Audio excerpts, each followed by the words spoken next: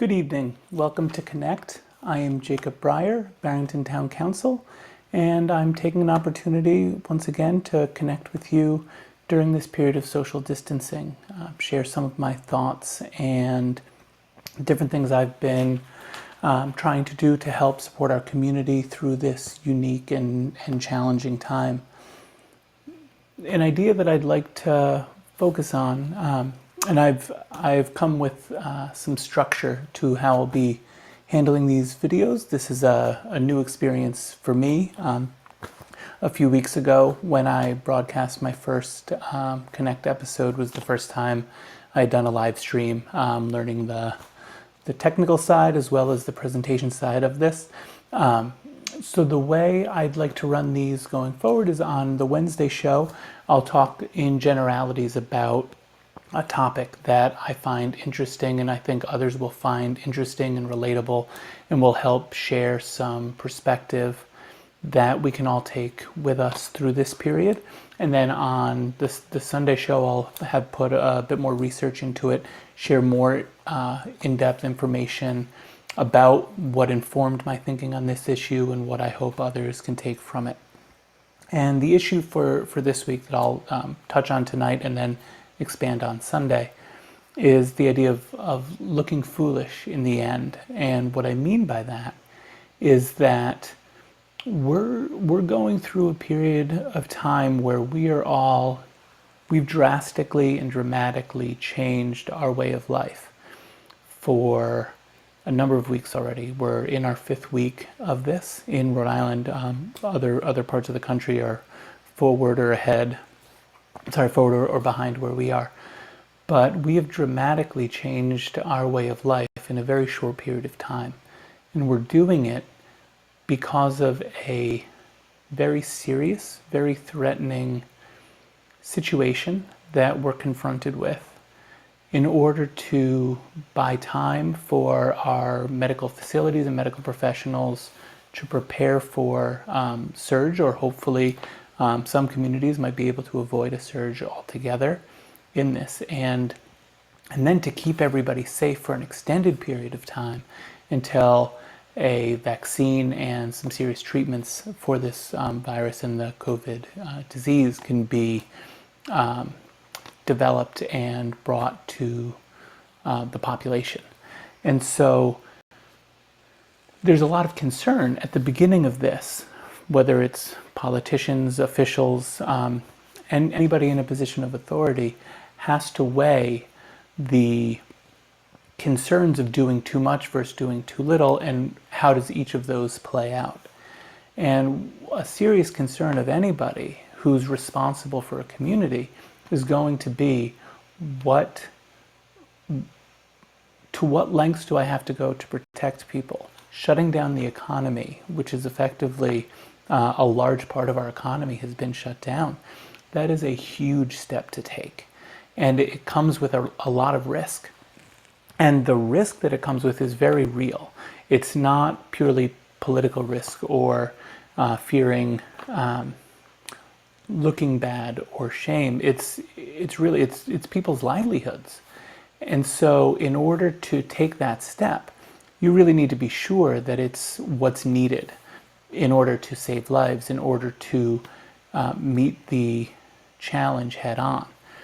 And so if you do that, if you do the right things to prevent catastrophe, if you do the right things, when you get to the end of it, ideally you will have not seen the big scary reality that you were trying to avoid. And so in retrospect, you look back and you say, did we really have to limit our groups to only 5? Did we really have to close down salons? Did we really have to wear masks, for example?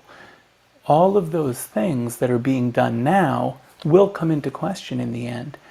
And from my perspective, it is going to be far better to look back and look like we foolishly did too much because it wasn't so bad, versus looking back and saying, my goodness, shouldn't we have done more? And so, one loss of life, the loss of one life that's preventable is too many. With that being said, and we've already lost thousands, tens of thousands of lives, we want to be able to look back and know that we took the precautions necessary to limit that number as much as we reasonably could. And so that's what I mean by the idea of looking foolish. And so I've read a few articles, and I'm going to kind of consolidate the thinking that drives those articles, my thoughts on them, and then some information. And that's looking at the collective foolishness, so to speak. Then there's also the individual. What lengths do we individually go to? I found myself one day in my garage. My wife had come back from the market, and we kind of made the arrangement. She would go to the market, and I would disinfect the groceries when they got back. And so I'm there at a fold-up table in our garage, wiping down everything, and thinking to myself, this is kind of silly. Am I going to be, 90 years old, scrubbing down my groceries before I put them in the cabinet because it's what I'm used to doing?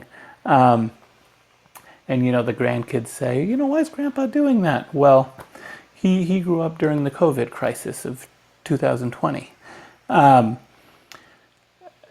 In all seriousness, though, these are the things that we're going to wonder about, and God willing, I live to 90, and I get to look foolish then. Another issue, and it's something I want to talk about a bit more, is wearing masks in public. It is uncomfortable, a little uncomfortable physically. It's more uncomfortable psychologically or emotionally to walk around wearing a mask, seeing others wear masks. But I want to say I'm very proud of our town manager, very grateful to our town manager that he issued the executive order that started today that all people in a commercial or public building wear a mask. The reason being, we're a community that thrives because we watch out for each other. And that's what wearing a mask now is doing. We don't wear the mask for others. We don't wear the mask for ourselves. We wear it for others. I'm not wearing the mask for me. I'm wearing it for you. And I hope that you wear a mask for me and for my family, and my family's wearing it for yours. And because of the feeling behind wearing the mask, that is a big step for an official to take. And I know it was a difficult decision because it is a pretty overbearing ask, but it is critical and it is important. I had been hoping and urging him for a couple of weeks. A resident had gotten my ear about some of the developments in Italy that has been ahead of us in this crisis.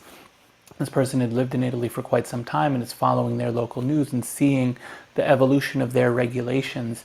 And she was urging me, Jacob, what can we do to improve, to move the next step? And this person and I kept at it, and our town has gotten there. The governor is pretty close. I don't know that in terms of regulation she is close, but she is strongly encouraging everybody to wear them whenever they're out interacting with people.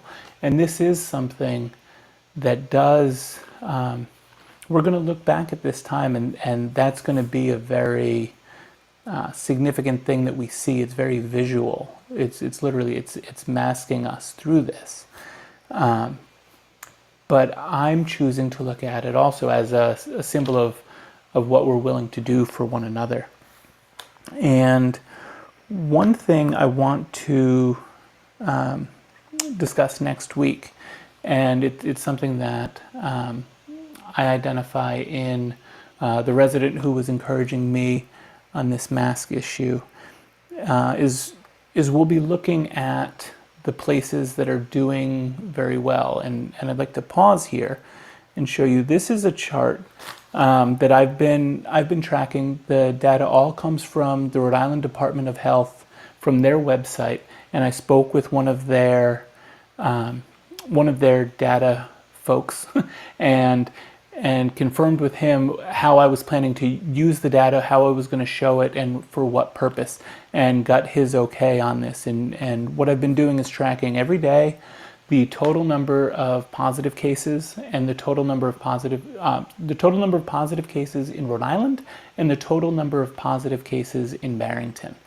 And that's Barrington in the red there, and you can see because we've had both somewhat stricter regulations in some ways than the rest of the state, and also we have the privilege and opportunity to be able to better comply than some other areas of our state. But we have done a very good job locally of social distance, physical distance compliance, and I just wanted to commend that. And next time we will be looking at what some of the areas, the steps that we've taken here in Barrington locally, the steps we've taken in our state, and then the steps we're taking nationally. And I'd also like to look at what does success look like? What are some of the best countries or best regions doing best in terms of avoiding a surge and keeping their residents healthy and safe through this. We'll be looking at what they have in common and also what they are, what they're doing in order to achieve that success. And there is a commonality there that was pointed out to me also by the resident who had been urging me about the masks. And so we'll talk about that and maybe some of the attributes related. And I look forward to discussing that with you next time and sharing some more information. In the meantime, I do encourage you to reach out if you have any questions about topics I have or have not discussed, whether it is about the current crisis or about anything else related to town. I'm happy to talk, and I've got some available time these days. I'd be happy to meet for a virtual coffee. So my contact information is up on the screen. You can reach me at jacobbrier.com/connect or my email address. This has been Connect with Jacob Brier. Thank you for taking the time to be with me this evening. Stay home and stay healthy.